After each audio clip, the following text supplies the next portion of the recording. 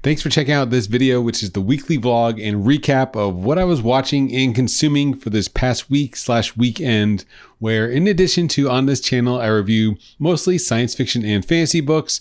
But yes, on the weekend, we do consume other content such as movies. So this is my chance once a week, in addition to all the longer form book reviews, but to go over what I read and what I consumed outside of books, which in this case is movies over the weekend.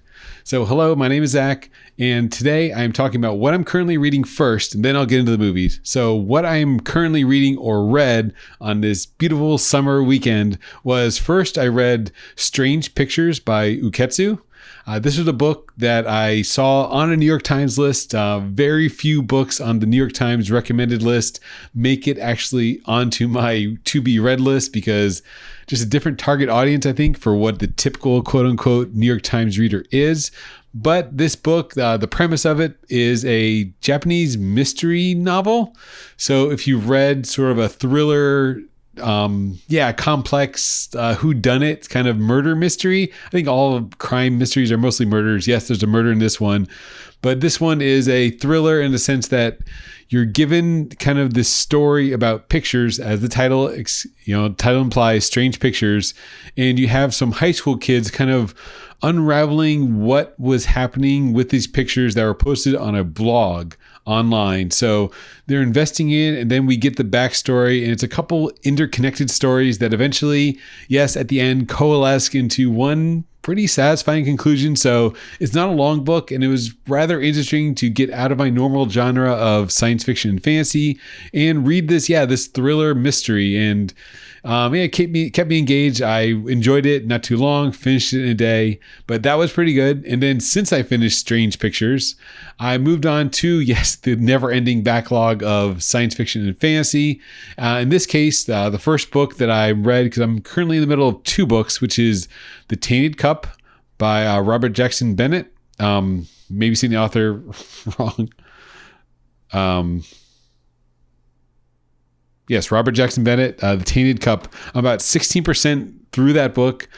Again, why I started two books is because I started this one right after reading Strange Pictures. So Tainted Cup is also a mystery novel. And as I kind of delved into Tainted Cup, I put a hold on it on Saturday because it was just very similar. Not the premise is similar, not to spoil either book, but it's not the same type of book at all. But they're both mysteries. And Tainted Cup, what sold me on it is that it is a fantasy mystery. The premise is our main character is an engraver, someone who can instantly see a scene and then forever remember it in his memory. And he's investigating a murder, it happens chapter 1, not much of a spoiler, but this person who gets basically impaled on a tree that grows out of him. So it's definitely like a fantasy element, a fantasy world with different races in this fantasy kind of high fantasy kingdom. And he's an engraver investigating this murder. At least so far, that's how I've gotten. I'm only about 16%. So it is pretty interesting. I went back to it back and forth between my next book, which is Gene Wolfe's The Shadow of the Torture, which is the first book in the Book of the New Sun. So this book is, I really want to read this, and I'm actually reading it slower than I would and taking my time by flipping between the two books, because yes, as Reddit always recommends, is that this book is a very dense book. When I see it recommended, I see it a lot of times on these top books, must reads, everyone's favorite books, but at the same time with the caveat that it's a very complex and deep book. And I think attest to that so far. I'm only about 40%, so I've got a decent chunk of the way. But just the writing style is very dense. There's a lot going on in every chapter. Our main character, Severin, is an unreliable narrator. So what he says isn't always what's happening from page to page almost. So I'm reading there's a companion like chapter by chapter analysis of the Book of the New Sun. So I'm reading that along with this one and trying to kind of use it as a reading companion of what is going on, what I missed in the writing style as I'm going through The Shadow of the Torture. So it's interesting, and I'm trying to take my time with it because I want to enjoy it. It is enjoyable. The most kind of direct novel so far that I've read that I can compare it to is Neil Stephenson's Anthem, which was also very complex, had a lot going on, a lot of big ideas. And something about the writing of Shadow of the Torture is very similar to Stevenson's dense writing in Anathem, where it's these ideas, this world, and it's a familiar world in the Book of the Torture, Book of the New Sun, but different. Yeah, it's you can tell it's grounded in reality, but there's a lot of things to pick up on and details that make it fantastical. And yeah, it's pretty good so far. I'm really enjoying Book of the New Sun, The Shadow of the Torture. And then now moving into the second half of this weekly vlog update is what we've been watching outside of books. So watching, yes, it's outside of reading. So other content I'm consuming. And to start off movies, finally saw James Gunn's Superman. I gave it on my Letterboxd a 5 out of 5. Yes, it wasn't perfect. If I had to give it like a hard score, maybe a 4 out of 5. Because, yeah, Lex Luthor makes some questionable choices on his character. I didn't really love Lex that much. And that's, I think, what dragged the movie just slightly down. But I would still give it a solid 5 just for the enjoyment factor that big budget superhero movies are back. It is a feel good. Superman is that stereotypical feel good character. He's the Man of Steel. He's the epitome of good. But this does show kind of the different side of him, as you've probably seen in the trailers. He talks candidly with Lois about whose side is he on, where his morality lies, and that's like the big, point in the movie of what is his actual mission in. Why was he sent to Earth? And yeah, so it's interesting. Lex, not so much, but the world is interesting. The characters felt, lovable, real. Some of the Justice Gang, Green Lantern didn't really love. I love some of the other characters. It was a fun movie, a lot of heart, had that James Gunn style. So still definitely worth a watch.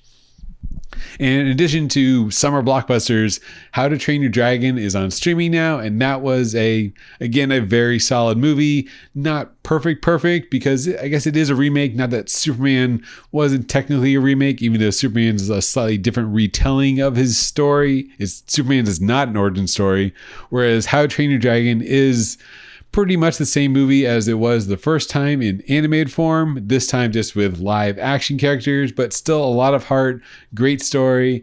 Toothless is lovable as the flying Night Fury dragon. So it's, great cast of characters.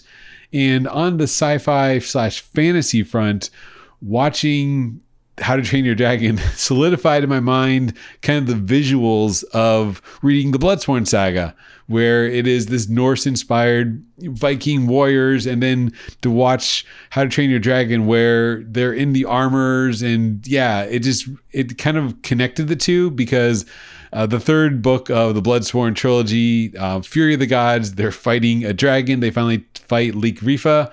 So seeing the dragons in How to Train Your Dragon, I think that because that was fresh in my mind, Leek Rifa in Bloodsworn Saga, Fury of the Gods, that seeing the dragons in How to Train Your Dragon made it maybe slightly more enjoyable to me. So I did like seeing live action visuals of Vikings fighting and dragon taming, even though they don't tame the dragon in Bloodsworn. But still a great watch, the How to Train Your Dragon. Next up, another remake-ish is Kaiju number 8 Mission Recon, which was the sort of summation and catch you up for the Kaiju number 8 anime. It's just a recap of season 1, but what kind of pushed it slightly better in my eyes is that, yes, there was finally new content at the end. You get the small little vignette episode of Hoshina's Day Off, which is the vice captain, and we sort of follow all the other characters except Kafka, because Kafka, as we know from the end of season 1, is getting held and interrogated because it's revealed at the end that he is Kaiju number 8 and not just a Defense Force cadet. So he's not in the extra episode, but we do see all the lovable other cast of characters of the JAKDF, the Japan Anti-Kaiju Defense Force. So it was a great little interlude before season 2 started, which, yes, season 2 started this weekend, and a little bit of a slow start, but having read the manga ahead, I know it's going to pick up soon, so can't wait for the actual action of Kaiju number 8 season 2 to start. And then in continuing movie news. And from last week's Johnny Toe Fest, we followed that up with this week's Johnny Toe movie, which is Breaking News. Another movie in Toe's signature style, even though it is similar, of cops and criminals. In this case, kind of the twist to the cop criminal story is that the news are involved in the media. So I thought it would be a good watch because it really ties into the crazy world we live in now, which media controls a lot. So it speaks a bit to, yes, police, and then police working with the media to work on their image, and they try and stage some scenes, and they hand out like lunch boxes to all the reporters for goodwill. And yes, it was filmed it's a 2004 film, so a little dated with how internet reporting and instant feedback is nowadays, but it is that like third character in the police, the criminals, and then the media and how they report on it. So interesting watch. Some great cinematography as always from Johnny Toe, and a lot of the same characters from his previous movies. And then to wrap things up, we have two more final movies this weekend. The first is the South Korean film High Five, which is a South Korean take on superheroes. And it actually reminded me a lot of the TV show Heroes, just in the sense that they're sort of everyday characters that come into power. In this movie, the twist plot device is these are all people that have had organ transplants. So getting an organ transplant from a superpowered being kind of grants those powers to the recipient of the organ. So the person who got the kidney, person who got the cornea, person who got the heart, they all got different powers from the original superpowered donor. So an interesting kind of aspect of that, of just regular people that were previously organ transplant recipients, and then now find out they're superpowered. So a lot of that just regular run-of-the-mill people coming into powers and coming to terms with that. And then of course there is the antagonist, who it reminded me a lot. Maybe that's the Hero's connection of the powers of Hero. No, not Hero, but the Petrelli father in Heroes, where he can take others' powers, also seen in My Hero Academia, where his power is to take others' powers.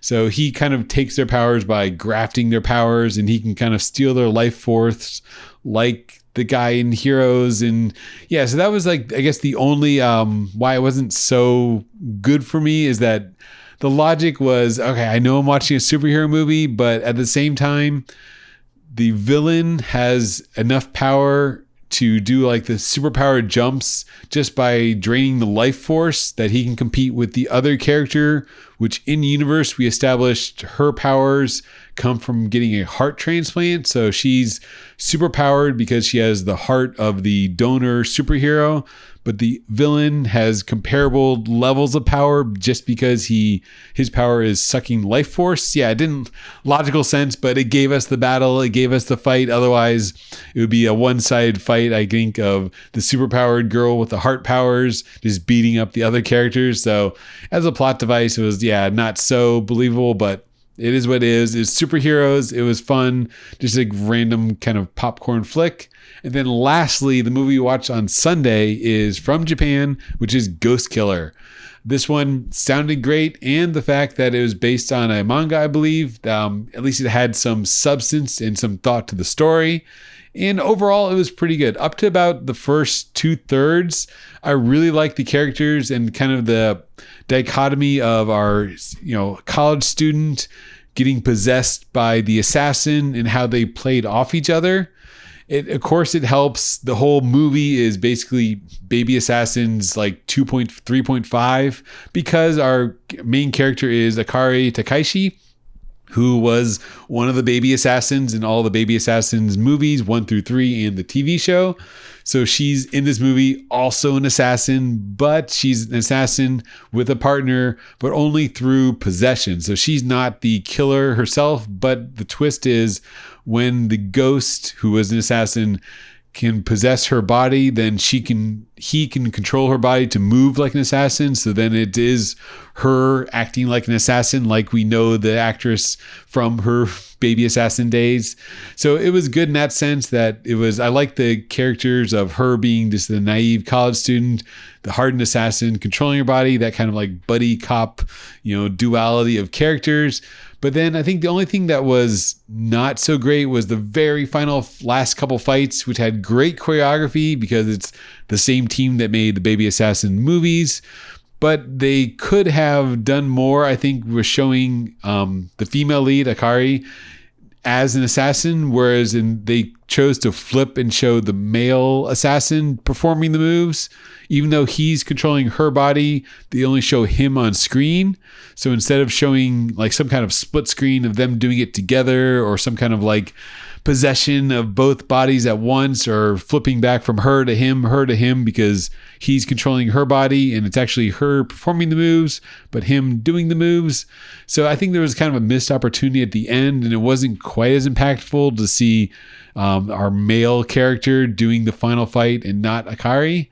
So that's my only qualm with the movie, but it was fun, lighthearted up until, like the last 1/3 where it's just nonstop martial arts, hand-to-hand combat, which is kind of that signature of the team from the Baby Assassin movie style. So all in all, very productive weekend if you're a cinemaphile or bibliophile, watching some movies and reading some books. So that is what I've been up to. So what have you been up to reading or watching? And do you have, of course, any recommendations for books along these lines, some fast-paced psychological books or manga or other movies to watch? We watch, as you can see, a lot of foreign international cinema. So you've seen any recent favorites, please pass them along. So thanks for watching and have a great day.